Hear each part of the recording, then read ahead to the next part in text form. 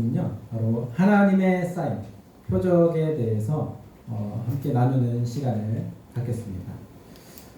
어제 제가 아내가 있는 사역하고 있는 교회에서 수련회를 진행해서 거기 이제 도와주러 갔습니다. 그런데 분위기가 사실 별로 좋지가 않았어요. 그래서 왜일까라고 이제 물어봤더니 한 청년, 학생이 고3인데 원래 두 명이 친구였습니다. 둘 다 고3 이제 여학생인데 그 친구들이 이제 한 친구는 서울대학교를 진학을 했어요. 근데 그 친구는 한 번도 수련회를 빠진 적이 없고요. 교회 예배를 빠진 적이 없어요. 수요 예배, 금요 예배 막 다 가는 친구였어요. 그런데 하나님 은혜로 본인은 입으로도 정시가 아니라 수시로 이제 합격을 하게 되었습니다. 근데 한 친구는 학원 때문에 이제 수련회도 참석 못하고 예배에도 참석을 못했어요. 그런데 부모님의 이제 어머님이 좀 이제 친구를 너 교회 갈 시간에 학원 가야지 하면서 학원을 보냈던 친구였습니다. 그런데 그 친구는 자기가 원하는 대학에 떨어지게 되었어요. 그러고 나서 완전히 갈리기 시작했죠. 나는 내 딸조차 온전하게 내 마음대로 하지 못했다라는 그런 마음이 들었던 부모님이 교회에 나오지 않기 시작했습니다. 그리고 그 여자친구 같은 경우는 자기는 괜찮다. 내년에 또 재수하면 되고 공부하면 되지라고 했는데 부모님이 너 교회 가면 안 돼. 다른 교회로 우리 바꾸자. 이동하자. 라는 이제 그렇게 말했기 때문에 어쩔 수 없이 교회를 떠나게 되었던 것이죠. 근데 그런 것들이 이제 여러 가지 이제 일이 이제 있으면서 학생부가 조금 분위기가 별로 안 좋았어요. 아니라 다를까 수련을 딱 진행했는데 너무 힘든 거예요. 찬양을 하는데도 힘들고 나중에 아이들을 위해서 기도하는데도 기도가 전혀 들어가지 않고 막 이렇게 따로 이제 노는 것 같은 이런 느낌이 들어서 주님 성령님이 임하셔야 됩니다. 그래서 이렇게 기도했는데 1시간 정도 기도했을까. 그때서 이제 막 성령의 불길이 들어가려고 하는데 멈췄어요. 기도회가 딱 끝나버리는 거예요. 그래서 수련회가 예전과 같지 않구나 요즘에는 이런 생각을 이제 하게 되었습니다. 한 친구는 이렇게 얘기합니다. 하나님의 은혜다. 그리고 한 친구는 그 친구의 고백은 들어보지 못했지만 그 부모님은 하나님은 나 왜 이렇게 교회를 나오게 하고 이제 예배 드리는데 내 마음대로 내 자식도 하지 못하는가라는 이런 고민을 가지고 교회를 떠나는 모습을 보게 되었습니다. 이 왜 얘기를 했냐면 아까 목사님 예배 때 얘기하신 게 뭐죠? 삶의 우선순위가 무엇이냐라는 것이 생각나서 말씀을 드리게 되었습니다. 지난 말씀에 아브라함의 종 엘리에셀에 대해서 우리가 이야기했습니다. 늙은 종 엘리에셀은 믿음이 신실하며 하나님이 주시는 지혜와 명철을 가지고 있던 사람이었다라고 말했습니다. 그가 아브라함의 아들 이삭의 배우자를 찾겠다고 약속하고 낙타 10마리와 집에서 가장 좋은 물건과 폐물, 선물들을 가지고 그 다음에 수행 인원 몇 명을 데리고 이제 길을 떠나게 됩니다. 아브라함의 동생이 있는 그 나홀이 살고 있는 그 땅으로 가는 데까지 걸리는 시간이 보통 한 달이라고 이제 거리라고 얘기했잖아요. 그 먼 거리를 떠나게 되는 것이죠. 10절 11절 함께 읽어보겠습니다. 시작. 이에 종 그 주인 낙타 중 10匹를 끌고 떠났는데 곧 그의 주인의 모든 좋은 것을 가지고 떠나 메소포타미아로 가서 나홀의 성에 이르러 그 낙타를 성과 우물 곁에 홀르니 저녁 때라 여인들이 물을 기르러 나올 때였더라. 아멘. 종 엘리에셀은 밖에 성곽 우물 근처에 오랜 여행으로 지친 낙타를 무릎 꿇리고 쉬게 합니다. 그리고 이 당시에는 하루에 2번을 물을 여인들이 나와서 물을 길렀는데 뜨겁기 전에 해가 뜨기 전 5시에서 새벽 6시 사이에 물을 길렀고요. 그리고 해가 질 때쯤 4시에서 6시 이 사이에 물을 길렀습니다. 그렇게 종 엘리에셀이 성읍에 도착한 시간은 약 4시에서 이 6시 사이였던 것이죠. 신실한 종 엘리에셀이 성읍에 도착하고 가장 먼저 한 것이 무엇이었을까요? 네, 바로 기도였습니다. 12절 함께 읽어보겠습니다. 시작. 그가 이르되 우리 주인 아브라함의 하나님 여호와여 원하건대 오늘 나에게 순조롭게 만나게 하사 내 주인 아브라함에게 은혜를 베푸소서. 아멘. 종 엘리에셀은 이렇게 하나님 앞에 고백합니다. 하나님, 순조롭게 사람을 만나게 하셔서 주인 아브라함에게 은혜를 베푸시옵소서. 이 순조롭게 만난다라는 이 고백은 무엇이냐면 막힘없이 만나게 하셔서, 곧 하나님께서 예비하신 대로 만나게 하셔서라는 뜻을 가지고 있습니다. 하나님께서 예비하시고 준비하신 대로 막힘없이 풀리게 하시고 사람들을 만날 수 있도록 인도해 주세요라는 그런 기도였습니다. 종 엘리에셀은 하나님께서 예비하신 배우자가 누구인지 사실 모르는 상태였습니다. 그가 할 수 있는 것은 하나님, 그 사람이 누군지 모르기 때문에 제가 사인을 구하겠습니다. 그러니 이대로 딱 이루어졌을 때 정말 그 사람이 하나님께서 예비한 사람이라고 제가 생각하고 믿고 행하겠습니다. 라고 이렇게 도움을 요청하는 표적 기도, 사인을 구하는 기도를 하게 됩니다. 13절, 14절 함께 읽어보겠습니다. 시작. 성중 사람의 딸들이 물 기르러 나오겠으니 내 우물가에 서서 있다가 한 소녀에게 이르기를 청하건대 너는 물동이를 기울여 나로 마시게 하라 하니 그의 대답에 마시라 내가 당신의 낙타에게도 마시게 하리라 하면 그는 주께서 주의 종 이삭을 위하여 정하신 자라. 이로 말미암아 주께서 내 주인에게 은혜를 베푸심을 내가 알겠나이다. 아멘. 하나님, 성읍에서 젊은 여인들이 물을 기르러 이제 나올 것인데 내가 우물 옆에 섰다가 그들을 그 여인에게 목마르니 나에게 물을 좀 달라 이렇게 얘기하면 나에게도 물을 주고 또 낙타에게도 내가 시키지 않아도 부탁하지 않아도 스스로 낙타에게도 물을 주는 사람, 그 여인이 바로 하나님께서 예비하신 사람이라고 알겠습니다 라고 이렇게 표적, 사인을 구하는 기도를 하게 되는 것이죠.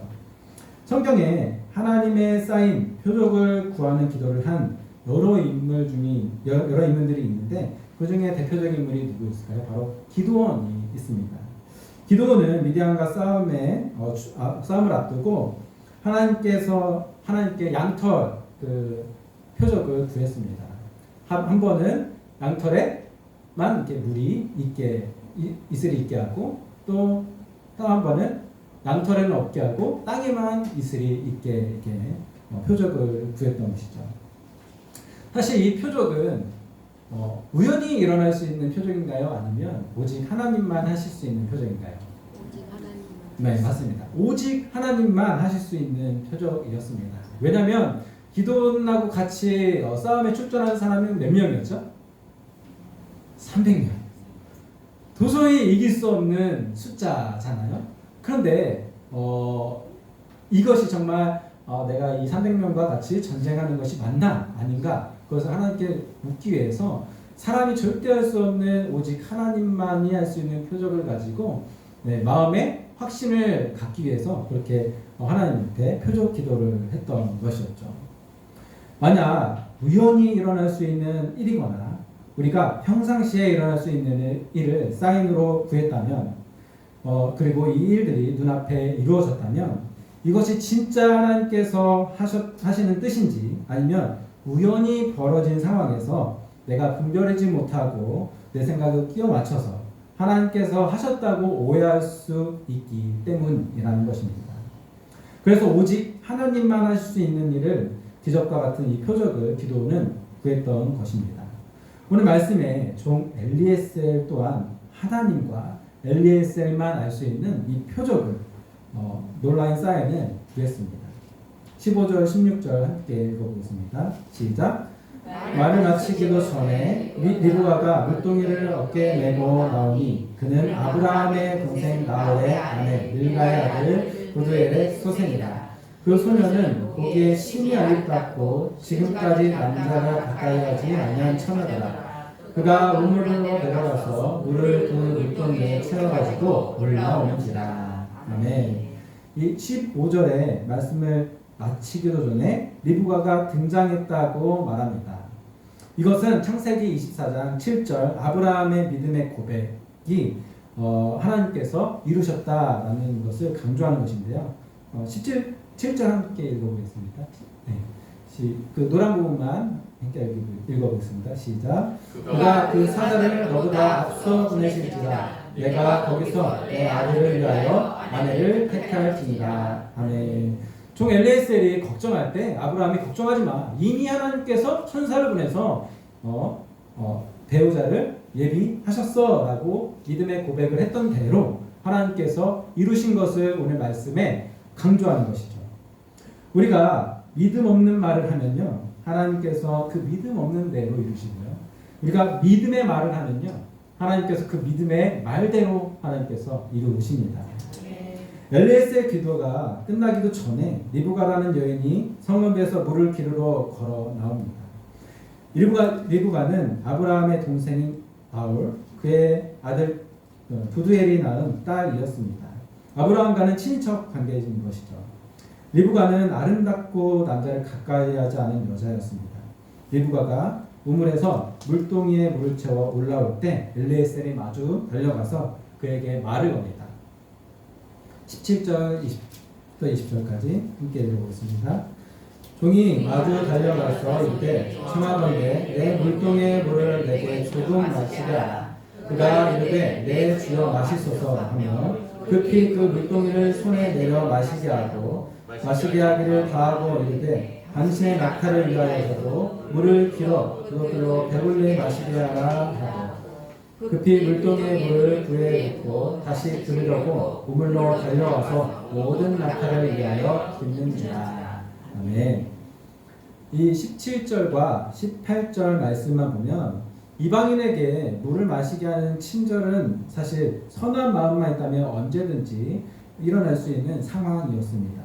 그러나 그 뒤에 리브가가 부탁하지도 않았는데 10마리의 낙타에게 물을 마시는 이 행위는요, 사실 상식에서 벗어나서 일어날 수 없는 상황이었습니다. 왜냐하면 이 낙타, 아까 낙타 보이시죠? 낙타는 물을 어디에다 저장할까요? 혹에다 저장할까요? 네. 혹에다 저장하는 줄 알고 있었거든요. 근데 혹에다 저장하는 것이 아니라 어디에 저장합니까? 몸 이렇게 피 혈액 속에다가 그 많은 수분을 다 저장한다고 합니다. 그리고 오랜 여행 한 달이든 보름이든 오랜 여행할 때는 그 몸속에 있는 수분들로 다 이제 소비를 하고 나서 그 다음에 다시 쉴 때는 물을 마시는데요. 얼마의 물을 마실까요? 많이 마십니다. 근데 약 낙타 한 마리당 수분을 섭취하는 것이 약 90리터에서 100리터를 마신다고 합니다. 그러면 PT병 한 병이 우리가 몇 리터죠? 2리터예요. 그러면 한 마리당 50병을 마시는 거예요. 그러면 10마리잖아요. 그러면 몇 리터죠? 네, 다 계산이 되셨죠. 그런데 이 리브가가 했던 행동이 무엇입니까? 이 10마리의 낙타에게 물을 다 마시게 제공을 했다라는 것입니다. 그때 당시에 물동이를 이고 가는 여인들의 물동이의 몇 리터냐면 약 10리터에서 20리터라고 합니다. 그러면 우리가 이 기름을 붓는 말통 있잖아요. 그게 20리터인데 그걸로 그 낙타 한 마리당 최소 5번, 10리터였으면 10번, 그러면 50회에서 100회 정도 물을 길러다가 계속 부위에다가 붓고 또 붓고 또 붓고 이런 일을 해야만 하는 중노동이었습니다. 그런데 그것을 시키지 않았던 리브가가 자선해서 했던 것이었죠. 그러면 당시 리브가가 체력이 좋아야 되잖아요. 근데 리브가는 아름답다라고 분명히 성경에 얘기했는데 그 뒤에 이분 누구시죠? 네, 우리 역도 금메달리스트 장미란 선수입니다. 저 정도 체격이 돼야 그 50번, 100번 물을 옮기지 않겠습니까? 근데 지금의 미의 기준은 어떤가요? 키가 크고 날씬하고 호리호리하고 팔다리가 길어야 미인이라고 이제 이야기합니다. 그런데 과연 그 과거의 모습과 우리의 모습, 미의 기준이 같을까라는 의문이 사실 들기 시작할 때가 있습니다. 왜냐면 호리호리한 자매들이 물동이를 두고 50회에서 100개 정도 그것을 물을 옮길 수 있을까라는 생각해 보면 불가능할 거라 생각이 들었기 때문이었습니다. 제가 초등학교 들어가기 전에 저희 할머니 댁에 이제 경기도 의정부에 산골짜기에 있었습니다. 그래서 거기에 동네 우물이 하나가 있어요. 그러면 제가 유치원 때였었는데 고모들이 거기서 물을 길러서 지게에다 이렇게 딱 치고 올라가는 모습을 보면서 고모고 나도 한번 해볼래? 그러면 쫄래쫄래 따라다녔던 그런 생각이 납니다. 그리고 지하수에게 물 바가지 한 바가지 풀면 이렇게 펌프질 해가지고 지하수 끌어올려가지고 했던 것도 이제 기억이 납니다. 이 말씀 속에서 한 가지 놀라운 것은 이 엘리에셀의 행동이었습니다. 보통 이렇게 자신의 기도가 기도한 대로 이게 나타나게 되고 이루어지게 되면 표적이 나타나게 되면 사람은 어떻게 하게 되죠? 흥분을 하게 됩니다. 그래서 자랑하고 싶고요. 그리고 와 놀랍다, 진짜 대단하다, 하나님께서 하셨구나라는 이제 마음이 들면서 이게 아까도 얘기했던 것처럼 흥분을 하고 아드레날린이 이제 분배가 되기 시작합니다. 그러면 이제 마음이 붕 뜨게 되는 것이죠. 그러다가 어느 순간에 이성의 판단이 흐려지고 이 감정에 치우쳐서 그 상황을 정확하게 분별하지 못하는 상황까지 옵니다. 그리고 그것을 누구보다 잘 아는 것이 누굴까요? 마귀입니다. 마귀는 우리 그리스도인들이 하나님의 쌓인 표적을 구했을 때 마귀가 하는 일이 무엇이냐면 기도하고 구하고 있는 표적과 가장 비슷한 것을 눈앞에 딱 던져주는 것입니다. 그리고 미끼를 딱 던져주고 물 때까지 기다리고 있어요. 딱 한 가지만 합니다. 뭐예요? 조급한 마음, 빨리 이루어졌으면 하는 그런 마음들을 마음에 딱 넣어주고 미끼를 물 때까지 기다린다라는 것이죠. 그럼 그 미끼를 딱 물면 어떻게 될까요? 사인과 표적을 구하는 기도를 하고 있던 사람의 입장에서는 당연하게도 기도가 빨리 응답받고 싶고 빨리 이루어졌으면 좋겠다라는 생각을 하게 되기 때문에 비슷한 것이 딱 나타났을 때 덥석 불어버리게 되는 것입니다. 그러면 그로 인해 어려움을 당하게 되고요. 그로 인해 진짜 하나님께서 예비하신 것이 이쪽에 있음에도 불구하고 여기에서 딱 그것을 쟁취하는 순간에 하나님 예비하신 것을 지나치게 만들거나 받지 못하게 만들거나 아니면 지체될 수밖에 없게끔 마귀가 만든다라는 것이죠. 그런데 말씀해줘 엘리에셀은 전혀 흥분한 것이 없었어요. 오히려 마치 제3자의 입장에서 리브가가 하는 행동 하나하나를 지켜보기 시작했습니다. 왜 그는 조용하게 그를 지켜봤을까요? 바로 기도한 대로 이루어졌지만 이것이 정말 하나님께서 하신 것인지 아니면 마귀의 계교인지 그것을 알아보기 위해서 확인하기 위해서 조용히 지켜봤다라는 것입니다. 21절 함께 읽어보겠습니다. 시작. 사람이 그를 묵묵히 주목하여 여호와께서 과연 평탄한 길을 주신 여러분을 알고자 하더니. 아멘. 그 사람 엘리에셀이 리브가가 하는 행동을 묵묵하게 주목하여 지켜봤는데 그 이유가 무엇이냐면 이것이 정말 하나님께서 예비하신 것인지 알기 위해서 그렇게 하였다라고 성경은 말합니다. 오늘 엘리에셀도 알고 있었습니다. 가장 중요한 순간에 마귀의 속임수가 있을 것이라는 사실을 말합니다. 그가 하나님께서 놀랍게 이루시는 것을 보면서도 너무 흥분하거나 너무 조급해하거나 모든 상황을 그렇게 하지 않고 잘 지켜봤습니다. 그리고는 정말 하나님께서 하셨다는 확신이 딱 들은 순간에 그렇게 됐을 때 집에서 가지고 온 가장 좋은 폐물들을 리브가에게 딱 전하면서 이제 말씀이 바뀌게 됩니다. 제가 청년부 때 청년부 기도 모임을 하고 있었습니다. 근데 한 청년이 기도 모임을 할 때 기도 제목을 이렇게 내는 거예요. 형, 내가 그동안 오랫동안 기도해왔던 배우자감이 자매가 내 눈앞에 나타났어. 정말 내가 그동안 기도했던 것이 다 딱 맞아 떨어지는 자매야. 이렇게 얘기를 하면서 그래서 하나님 앞에 사인을 구하기로 했는데 그 사인은 세 가지야. 그래서 그 사인에 대해서 이야기했습니다. 첫 번째 사인이 무엇이었냐면 자매가 먼저 자신에게 사귀자고 고백하는 거였어요. 네, 여기서부터 사실 이게 쉽지 않은 사인이었거든요. 두 번째 사인은 무엇이었냐면 지인으로부터 전화 통화를 이제 받는데 너가 혹시 만나는 친구가 있니? 라는 이제 이런 질문을 듣고 있습니다. 라고 이런 대답을 하면 그 친구가 바로 하나님께서 예비하신 자매야 라는 말을 3명에게 들어야 된다라는 것이었어요. 그러면 너가 그분들의 기도 부탁을 했니? 라고 물어봤는데 아니 전혀 기도 부탁을 한 사람이 없고 그럼에도 불구하고 정말 하나님의 뜻이면 그렇게 사인이 와야 돼 라고 이렇게 이야기를 하는 것이었습니다. 근데 더 놀라운 것은 이 세 번째 사인이었습니다.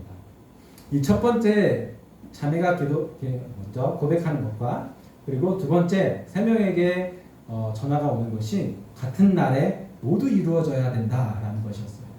그래서 내가 속으로 왜냐면 저는 이제 군대에서 주님을 만났고 사실 청년 이제 활동을 하지만 제 믿음은 그렇게 막 성장된 상태가 아니었습니다. 그럼 저는 그 말을 듣고 어떻게 생각했을까요? 야, 그게 이루어지겠니? 라는 생각을 했는데 한 달 후에 다시 기도회 모임을 했을 때 그것이 이루어졌을까요? 이루어지지 않았을까요? 네, 이루어졌습니다. 놀라운 것은 그 친구가 이렇게 고백하는 거예요. 그날 모든 것이 한날 한시에 다 이루어졌다. 그래서 자매가 먼저 고백해서 교제를 하게 됐고 지금은 이제 오랜 시간이 지났잖아요. 아이를 이제 일남 일녀 놓고 이제 가정을 이루면서 잘 살고 있습니다. 바로 그 친구가 앞전에 인간극장 PD 했던 그 친구가 사실 저보다는 2살이 어린데 굉장히 믿음 안에서는 제가 배울 점이 많았던 동생이었던 것 같습니다. 그렇게 이루어지는 것들을 바라보았습니다. 그런데 놀라운 것은 그 청년이 그 기도 제목을 나누고 그렇게 하는 모든 순간순간마다 저는 지켜봤는데요. 전혀 흥분하지 않았어요. 하나님 이렇게 했어? 막 우리 흥분해서 얘기할 수 있는데도요. 전혀 흥분하지 않고 진짜 평안하게 얘기하고 평강 가운데 그런 것들을 고백하고 간증을 했다라는 것입니다. 우리가 이런 표적을 구할 때 경계해야 될 것이 있습니다. 아까도 얘기했던 것처럼 마귀의 속임수입니다. 비슷한 것을 우리에게 보여주면서 속일 때는 우리의 마음에 무엇을 넣어준다고 했죠? 빨리 이루어졌으면 하는 마음들. 이 조급한 마음을 통해서 사실 이런 표적이 있음에도 불구하고 이것이 100% 똑같지 않아도 비슷한 것만 와도 내 생각을 자꾸 껴 맞춰서 이게 하나님께서 하신 거 아닌가라는 이런 마음으로 그것을 진행하거나 할 때가 너무 많습니다. 예전에 기도원이 이제 부흥하다가 목사님께서 하나님께서 건물을 짓게 하실 거야 라고 이렇게 하셨는데 그 표적을 구했던 것들이 있어요. 근데 그것이 이루어지지 않았음에도 불구하고 어떻게 했죠? 50억이라는 돈을 은행에서 대출 받아서 건물을 지었습니다. 어떻게 됐을까요? 완전히 사라지게 되었어요. 그 표적이 이루어지지 않았음에도 불구하고 사람의 생각들을 했을 때 그런 상상들이 일어나게 되었습니다. 우리 그리스도인들은 종 엘리에셀과 기도원처럼 신앙생활하면서 하나님께 사인을 구해야 합니다. 다만 구한 것이 눈앞에 딱 이루어졌을 때 마음의 평안과 평강 가운데 이루어진 것인가, 그리고 나는 지혜롭고 명철하게 그 모든 것을 다 포용하고 판단하고 생각하고 있는가, 이런 것들을 점검해 보아야 합니다. 만약 내 마음에 조급한 마음이 들어있고 그리고 정신이 혼미해지고 그리고 그럴 때 딱 멈춰서 나를 돌아봐야 합니다. 그리고 다시 한번 주님 앞에 물어봐야 하는 것이죠. 내 앞에 일어나는 일들이 정말 하나님께서 하시는 예비하신 것이 맞나, 정말 하나님의 사인이 맞나 다시 점검해 봐야 합니다. 그럼 우리는 이 표적을 구하는 기도를 해야 될까요? 하지 말아야 될까요? 해야 됩니다. 언제까지? 평생을 계속해서 하나님께 사인을 구하고 그래야만 하나님께서 예비하시고 우리의 길을 인도하시고 함께 하실 수 있기 때문입니다. 오늘 말씀에 종 엘리에셀처럼 그리고 기도원처럼 우리 몰된 동산교회 모든 성도님이 하나님께 사인을 구하고 기도에 응답받고 하나님의 예비하심을 경험하는 평안 가운데 경험하는 모든 성도님 되기를 예수님의 이름으로 기도하고 축복합니다. 아멘. 기도하겠습니다. 사랑해 주님 감사합니다.